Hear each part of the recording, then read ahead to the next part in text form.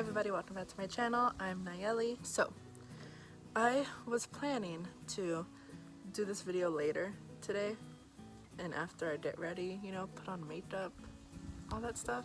But I felt really like called to do it. I don't know, it's weird feeling that I should do it now and that I shouldn't get ready and like just record it. Because it has come about where I'm like, oh, I'm gonna film a video later and then I end up not filming. So I don't know, maybe it's just God telling me film it so you actually film it, I don't know. But I just felt really like led to do it right now and without getting ready, no makeup, sorry, no, not sorry. By the way, I'm looking at a notebook, so if you see me looking down or to the side, I'm looking at this.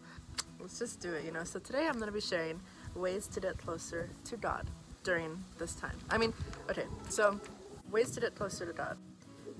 This is more geared towards right now during the season when we're in quarantine and all that, and so this is like, I guess I'm sharing tools and stuff like, or ideas of what you could do to get closer to God during this time, you know, where we can't go out and go to church. They'll also obviously still work once we're not in quarantine anymore, but anyways, yeah. There's a huge bee, oh my gosh, I hear it, it's mocking me. Okay.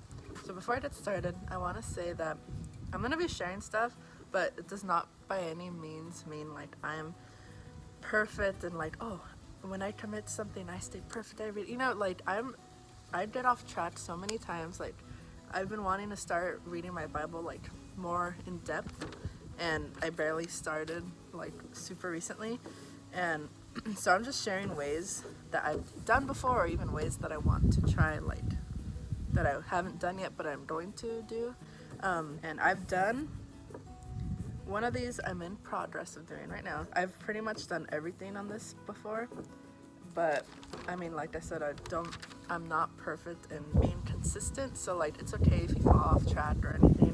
So I'm just sharing ways that I've done and that I'm doing right now. So these are ways I thought of that I've already started doing and that I'm currently in the progress of doing and that I'm going to start doing more. So here we go. Like I said, long intro, sorry. So number one, daily devotionals, and I'll insert a screen right here. So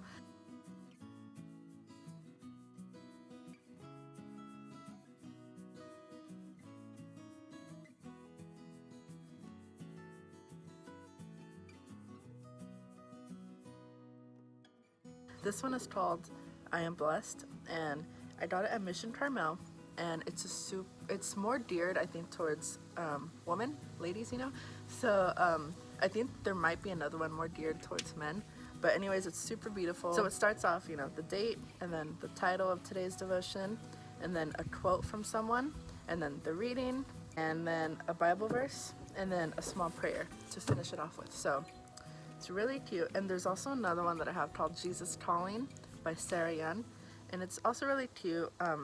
And both of these devotions you could use every year. It's not like, oh, that's only for this year or that year. Like you could keep using them every year, which is awesome. One way to get more in God's word and feel, you know, get closer to him is reading devotionals, you know, because they're messages that could be really relevant to what, you know, we're going through.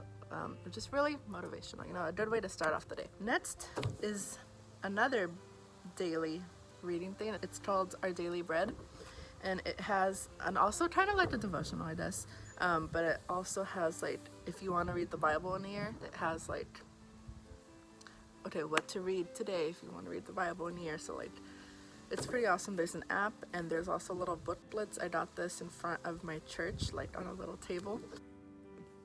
So it also has a verse of the day, and then the devotion, and a small prayer, and it also has some questions like to reflect on for that day. And there's also an app for it. It's free. I have it. It's called Our Daily Bread.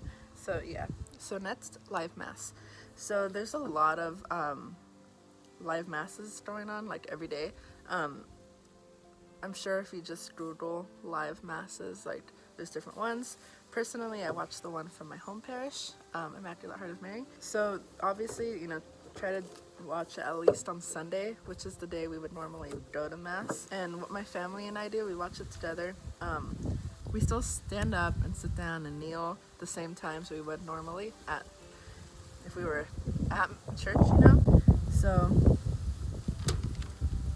this wind is really not helping right now. I've watched a couple daily masses, but I'm going to start doing it every single day. So that's just another way. You know? Next, read your Bible.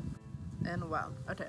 So I have been the type of person where it's like every few days or give or take, I would either use my physical Bible, like the actual book, or go on the app and like read, you know, some verses or whatever.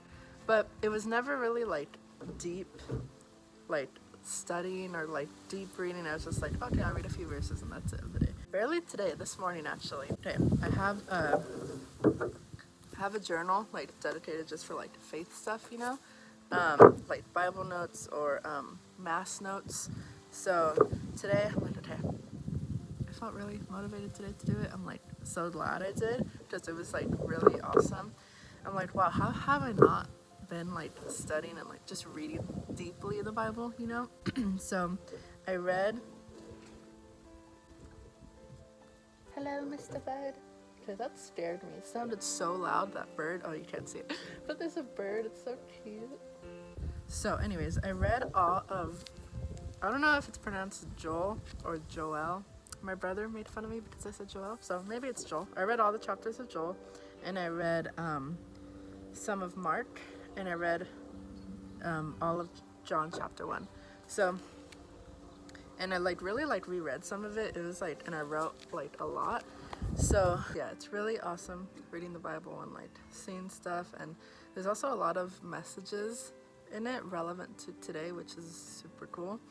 So yeah, highly recommend it. Next is family Bible study. So I've done this a few times in the past with my family. We want to start doing it again. You know, just get your family together. You guys read, take notes, maybe reflect on it, how it feels, like not how it feels, but reflect and see like, okay, how does this verse or message speak to you?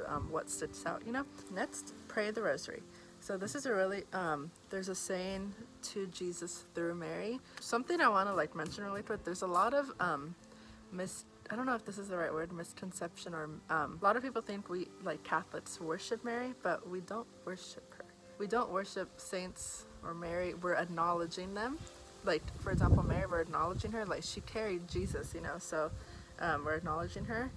I mean, like Jesus said, this is your mother, listen to her, you know. Praying the rosary has been so awesome. I've been doing it pretty much every day. You know, Mary could really bring you closer to Jesus, so like I said, that quote, to Jesus through Mary. So praying the rosary is really awesome. You know, that saying, to Jesus through Mary, you know, it's very calming and peaceful praying the rosary. And I believe, you know, Mary, I believe praying the rosary gets us closer to Jesus as well, you know. Next, the Divine Mercy Chaplet. So a good time to pray this is at 3 because that's the hour of mercy. And sometimes, I mean, we don't pray it exactly at 3 all the time. Obviously, you know, it's stuff happens, you know, or we forget. Sometimes it's okay, you know. So it's really helpful praying it every day. Like I notice a big change when I pray it every day. It also just makes me feel more at peace. So I really recommend that. Next is pray a novena. So there's so many novenas, and they're usually about 9 days. One of my favorite ones is the novena to Saint Therese de Lisieux, the little flower.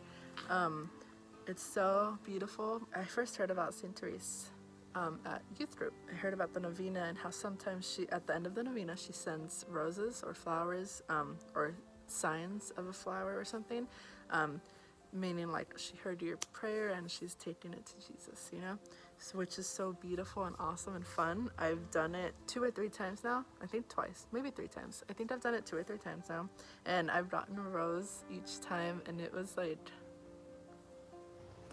it was so beautiful. And so that's just one.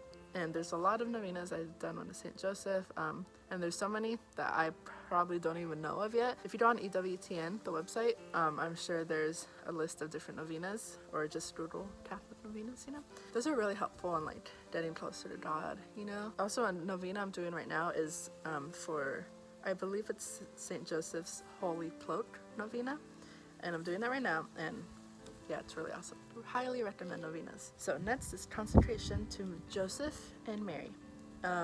So there's one for Joseph, one for Mary. Right now I'm doing one to Joseph, St. Joseph. And I've been really feeling like, I don't know, I've been really like noticing him more, St. Joseph. So I first started off with a novena to St. Joseph like last month, I believe, or in January. That led up to his feast day, and one of his feast days, and it was really beautiful also. But anyways, I feel like getting a better understanding of Joseph's story and Mary's story will also help you to love Jesus even more.